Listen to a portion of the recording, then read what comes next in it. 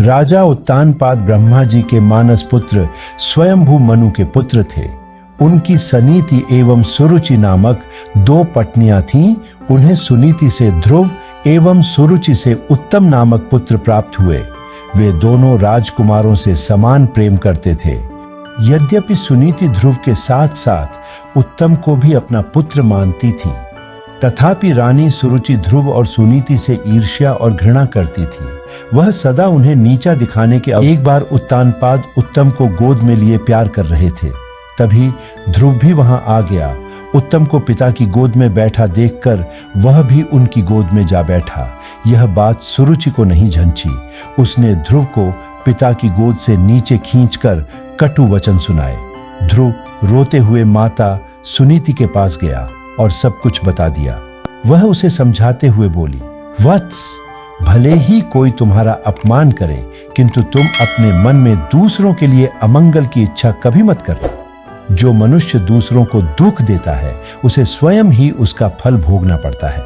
पुत्र, यदि तुम पिता की गोद में बैठना चाहते हो तो भगवान विष्णु की आराधना कर उन्हें प्रसन्न करो। उनकी कृपा से ही तुम्हारे पितामह स्वयंभू मनु को दुर्लभ लौकिक और अलौकिक सुख भोगने के बाद मोक्ष की प्राप्ति हुई थी। इसलिए पुत्र, तुम भी उनकी आराधना में लग जाओ। केवल वे ही तुम्हारे दुखों को दूर कर सकते हैं। सुनीति की बात सुनकर ध्रुव के मन में श्री विष्णु के प्रति भक्ति और श्रद्धा के भाव उत्पन्न हो गए। वह घर त्याग कर वन की ओर चल पड़ा। भगवान विष्णु की कृपा से वन में उसे देवर्षि नारद दिखाई दिए। उन्होंने ध्रुव को श्री विष्णु की पूजा आराधना की विधि बताई। ध्रुव ने यमुना के जल में स्नान किया और निराहार रहकर एकाग्र मन से श्री विष्णु की आराधना करने लगा। 5 महीने बीतने के बाद वह पैर के एक अंगूठे पर स्थिर होकर तपस्या करने लगा। धीरे धीरे उसका तेज बढ़ता गया। उसके तप से तीनों लोक कंपायमान हो उठे।